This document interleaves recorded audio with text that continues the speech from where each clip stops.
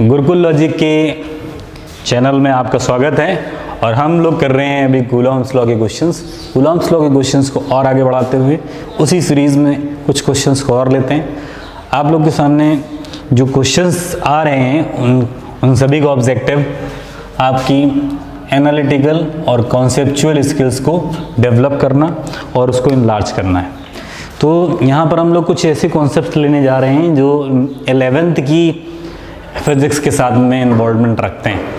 जैसे कई बार क्या है कि भाई चार्ज है, उस पर फोर्स लग रहा है, तो फोर्स लग रहा है तो मोशन होगा, और मोशन होगा तो ऑब्वियस सी बात है क्या है कि मोशन होगा तो फिर चार्ज जब मूव करेगा तो हो सकता है इट माइट भी कि चार्ज वो पूरा का पूरा लीनियर मोशन करता हुआ चला जाए, या ऐसा भी हो सकता है कि चार्ज जो है ऐसा मोशन करते हुए गया फिर वापस लौट आया, फिर गया इधर आया, फिर ऐसे गया, ऐसे भी हो सकता है। तो इट माइट बी कि वो सिंपल हार्मोनिक मोशन भी कर सकता है।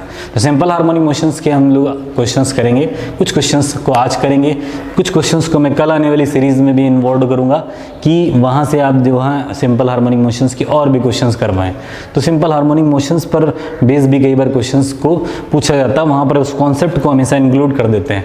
तो उससे हम लोग को को रिलेट करके जो को रिलेट वाली प्रॉब्लम्स होती हैं कि 11th की फिजिक्स को 12th के साथ में को रिलेट कर देना और 12th की फिजिक्स को 11th के साथ में को रिलेट कर देना, या अभी 12th की फिजिक्स को आगे के आने वाले चैप्टर के साथ को रिलेट कर देना। दैट्स वाई वो फिजिक्स अपने में एक यूनिकनेस लेके आ जाती है, और फिर वहीं आप इसको दोष देते हो कि ये बहुत टफ सब्जेक्ट, जबकि ऐसा नहीं है। आप सभी लोग जानते हैं कि ये केवल और केवल आपके पैसेंस को चेक करती है और आपकी एक्सेलेंस को चेक करती है कि कहीं आप ऐसे ही तो नहीं केवल मात्र मुझे केवल एग्ज़ाम को क्लियर करने के लिए या छोटी मोटी इश्यूज़ को क्लियर करने के लिए ही लगा रहे हैं। इस पे से आपका इंटेंशनली लगाव होना चाहिए, तब जाके आपके साथ ये फिजिक्स हमेशा लंबे समय तक के लिए बनी रहेगी। तो बने रहिए आप हमारे साथ चैनल के साथ। और हम लोग जो है आज क्वेश्चंस करते हैं जो कि SHM पर बेस्ड है। देखिए SHM पर बेस्ड क्वेश्चंस को मैं एग्जैक्टली क्वेश्चन ही ले लेता हूँ, क्या चीज़ है क्वेश्चंस में मैं बात करता हूं, जैसे कहते हैं एग्जैक्टली मैं पढ़ देता हूं क्वेश्चन कह रहा है two equal negative charges, equal negative charges minus q are fixed at a point 0,1। 0,1 कहाँ होता है भाई? 0,1 की बात करें, ये y एक्सिस है और ये रही हमारी कौन सी x एक्सिस। 0,1 का मतलब है y पर कोई भी 0,1 का मतलब क्या आएगा? 0,1 है कि 0,a। ओके, तो अगर मैं बात करता हूँ x, y, तो इस तरीके से चलेंगे। तो यहाँ पर मैं मान लेता हूँ कि आपका 0,a है। दूसरी बात करते हैं कि यहाँ पर एक क्या है, नेगेटिव चार्ज रखा हुआ, तो रख दिया हमने माइनस क्यू। दूसरा नेगेटिव चार्ज जो रखा है वो उसी से अपोजिट रेप्लिका पर 0,-a पे रखा हुआ है। यहाँ पर भी नेगेटिव चार्ज रखा है q, ठीक है। फिर अगर हम देखें कि y एक्सिस पे ये दोनों के दोनों चार्ज प्लेस थे। अब positive charge of capital Q कोई एक पॉजिटिव चार्ज है जिसके बारे में आपसे कह रहे हैं is released from rest at a point 2,a। तो 2,0 लिखा है, 2,0 तो यहाँ से रिलीज किया जाता है। दैट मीन्स कि ये एक्स एक्सिस को लाई करेगा, यहाँ पर इस पॉइंट पर होगा, और ये क्या करेगा आगे की तरफ छोड़ दिया जाता है, बस रख के छोड़ दिया जाता है और कुछ किया नहीं जाता है इसमें कि अलग से कोई फोर्स लगा रहे हो, ऐसा कुछ भी नहीं है। तो हम देखेंगे क्या कि हम लोग को कह रहा है discuss the motion of this charge, Q का क्या मोशन है इसको आपको डिस्कस करना है। तो यहाँ से हम अगर डिस्कस करें तो इसको हम लोग पाएंगे कि ये किस तरीके से होने वाला है। देख लेते हैं, ये डिस्टेंस की बात करें अगर हम लोग, तो ये डिस्टेंस हो जाएगी हमारी a। नेक्स्ट अगर हम इस डिस्टेंस के बारे में बात करें, ये डिस्टेंस हो जाएगी हमारी a, क्योंकि ये a और a वैल्यू दी हुई है। अगर मैं बात करूँ कि ये पॉजिटिव है और ये नेगेटिव चार्ज है, तो अगर मैं इसको यहाँ से एक लाइन बनाता हूँ ऐसे करके इस तरीके से, तो यहाँ पे फोर्स ऑफ अट्रैक्शन लगेगा, उसको मान लेते हैं F। साथ में इसको भी फोर्स ऑफ अट्रैक्शन की बात करें अगर, तो ये भी फोर्स ऑफ अट्रैक्शन यहाँ पर भी लगेगा, वो हो जाएगा F। अगर यहाँ से मैं बात करूँ कि एंगल थीटा है और ये भी बात करें यहाँ पे भी एंगल थीटा है, तो लगने वाले अगर एंगल ये थीटा हो तो इस पर क्या है कि एक नेट फोर्स इधर की तरफ लगने लगेगा। अगर मैं कंपोनेंट ले लेता हूँ यहाँ से F का, ये फोर्स ऑफ अट्रैक्शन इधर की तरफ भी होगा, इधर की तरफ पकड़ खींच लेगा इधर की तरफ। आएगा कि इधर की तरफ आ जाइए।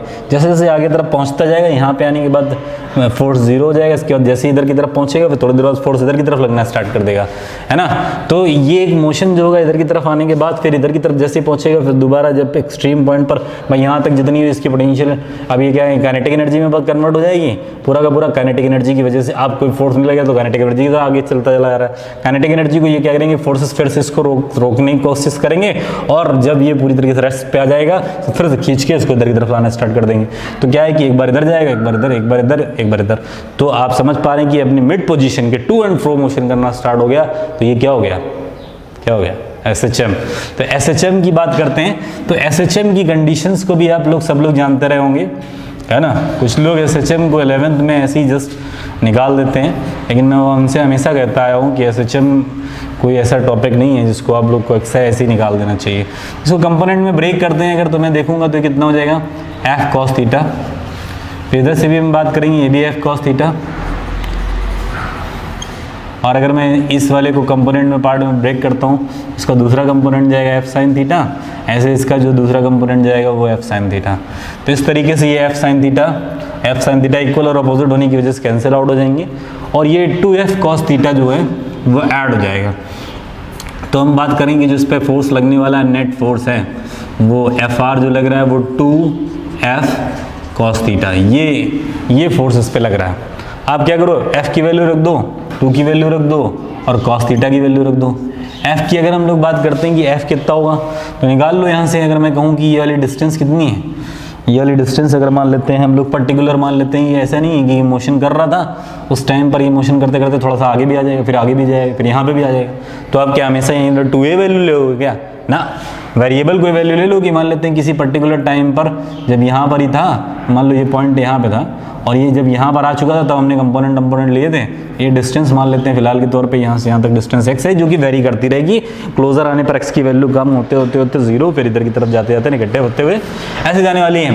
तो यहाँ पर मैं क्या करूँ कि एक वेरिएबल वैल्यू ले लिए, f की बात करते हैं। यहाँ पे f जो है वो निकालते हैं, तब क्या निकालेंगे 1/4 पाई epsilon not first charge that is capital Q, second charge that is small q। यहाँ पर माइनस नहीं रख दीजिएगा आप, ये सब लोग जानते हैं क्यों, क्योंकि ये वेक्टर क्वांटिटी है। यहाँ पर अगर मैं डिस्टेंस की बात करें, ये a, ये x, ये वैल्यू हो जाएगी √x² प्लस a², और इसका भी होल स्क्वायर, है ना, इस डिस्टेंस का होल स्क्वायर। तो ये f की वैल्यू आ जाएगी। cos थीटा की अगर लगे हाथ निकालें तो जब हाथ लगेगा तो निकाल लेंगे, कैपिटल Q स्मॉल q, ये हो जाएगा x² प्लस a², ये पावर से रूट हट गया भाई। cos थीटा की बात करते हैं। cos थीटा अगर जब भी निकालें तो ट्रायंगल देख लीजिए, बेस ये रहा, बेस अपॉन हाइपोटेन्यूस ये रहा, तो बेस ये रहा और हाइपोटेन्यूस अपना वही वाला, कौन सा वाला, √x² प्लस a², पावर यहाँ पर 1/2 और यहाँ पर 1। आइए तो फिर इसको सॉल्व ही कर लेते हैं। 1/4 पाई epsilon not capital Q small q, और ये x की वैल्यू जो है x रहने वाली है, और यहाँ पर हम बात कर लेते हैं अगर तो उसको देखते हैं क्या हो जाएगा, x² a² पावर 3/2, ये हो गया FR। अब हमसे पूछ क्या रहा था कि ये कैसा मोशन करेगा, किस तरीके का मोशन होगा इसका। मैं तो कह रहा हूँ कि सिंपल हार्मोनिक मोशन होगा, लेकिन सिंपल हार्मोनिक मोशन अगर है तो इसका टाइम पीरियड क्या होगा, इसकी फ्रीक्वेंसी क्या होगी, इस तरीके का आपसे डिस्कशन कर सकता है। ऐसा थोड़ा ना फोर्स लगा के छोड़ दिया, तो वैसे फोर्स तो ये आने वाला भाई, इतना फोर्स आएगा कि नहीं आएगा। आप सभी लोग अपने करने के लिए क्वेश्चंस को बीच में क्या है, समझने के बाद क्वेश्चंस को पूरा इसके बाद अपना पॉज कर दीजिए और आराम से इसको सॉल्व करिए, और सॉल्व करके देखिए रिजल्ट निकल के यही आते हैं कि नहीं। इस तरीके से आप मेरे साथ प्रैक्टिस कर सकते हैं। साथ में मैं यहाँ पर भी आपसे बात करूँ कि भाई ये FR की वैल्यू जो आ चुकी है, ये टाइम पीरियड ऑफ ऑसिलेशन जब निकालने की बात है कि इसका क्या टाइम पीरियड ऑफ ऑसिलेशन होगा SHM का, तो अगर हम इसको ये मान के चलें कि ये जो डिस्टेंस है a और ये डिस्टेंस जो x है, a बहुत ज़्यादा ना हो x के कंपैरिजन में, अगर ऐसा मान लें कि, या फिर ऐसा कंसीडरेशन जो है उसको इस तरीके से देख के चलें कि भाई ये बहुत दूर ना हो, यहाँ से यहाँ तक कि इसकी वैल्यू बहुत दूर ना हो। तो इस तरीके से अगर हम लोग एजम्पशंस को लेके चलें तब जाके इसको रिज़ल्ट निकालना हमारे लिए थोड़ा सा आसान हो जाएगा। वैसे मैं अभी आपसे एग्जैक्टली बता दूं कि क्या एजम्पशन यहाँ पर दिया हुआ है, उसके बारे में बात कर लेते हैं। क्वेश्चंस पे कह रहा है कि जो एजम्पशन ये दिया हुआ है कि हमारा कि x जो है, जो x है, जब x की वैल्यू जो है very very less than a, ठीक है, उस टाइम पर इस एजम्पशंस को डालिए ज़रा। मैं तब तक आप लोग के लिए मार्कर तैयार करता हूँ। अब इसमें x की वैल्यू डालिए और f की वैल्यूज़ को कैलकुलेट करिए ज़रा, इसका रिजल्ट को निकालते हैं क्या आने वाला है।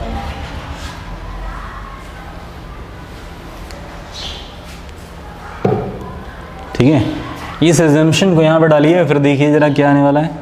f की एग्जैक्ट वैल्यू क्या आ रही है, fr की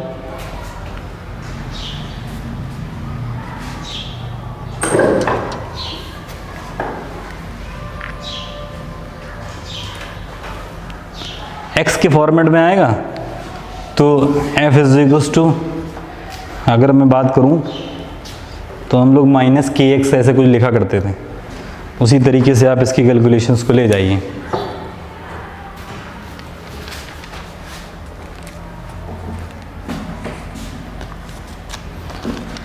यहाँ पर हम लोग देख पा रहे हैं कि जो FR है वो आपसे आ रहा है, इसको आप कट कर सकते हैं तो ये हो जाएगा capital Q small q upon 4 pi epsilon not x। और जब ये बहुत ही छोटा होगा तो इसको हम लोग ओमिट कर सकते हैं, जहाँ तक कि आप लोगों ने कर लिया होगा। a² पावर 3/2, 2 काट लीजिए और वैल्यूज़ को अगर हम लोग देखें तो क्या आ रहा है, capital Q small q 4 pi epsilon not x, और ये पावर से मल्टीप्लाई होगा तो a³ हो जाएगा। ठीक है, अगर मैं देखूं इतने की वैल्यू को देखूं तो मैं क्या k लिख सकता हूं इसकी जगह, जैसा कि आप लोग देखा करते थे ना, रीस्टोरिंग फोर्स जो होता है वो नेगेटिव होता है क्योंकि वो मिड पॉइंट की तरफ हमेशा टेंड रहता है। इधर भी आएंगे तो इधर की तरफ मिड पॉइंट की तरफ ही टेंड रहेगा, तो ये कंडीशन अपन लिया करते थे। ऐसे इसमें भी देखेंगे कि ये भी रीस्टोरिंग फोर्स टाइप में ही काम करने वाला है।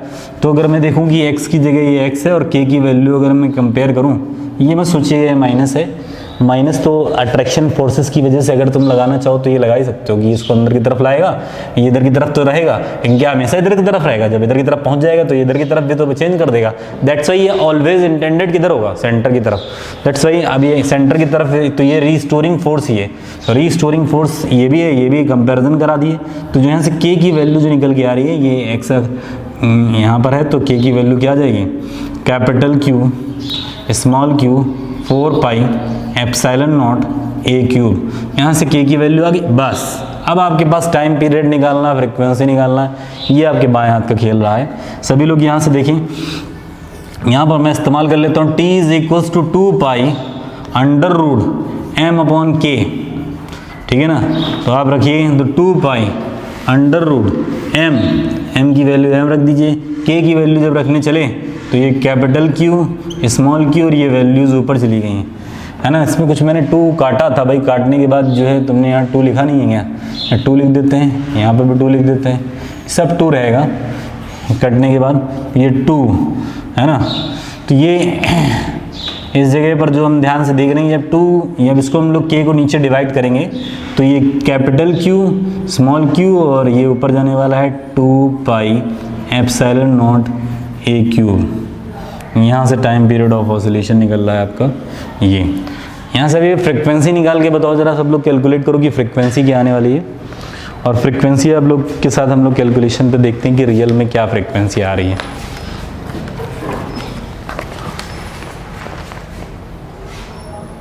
देख लीजिए, इसके बाद इसका आंसर दीजिए, आंसर दीजिए फ्रिक्वेंसी क्या आने वाली। जस्ट इसका आप रिवर्स कर लीजिए, वही आंसर आ जाएगा। ठीक है, तो फ्रिक्वेंसी निकालना इज नॉट बिग डील।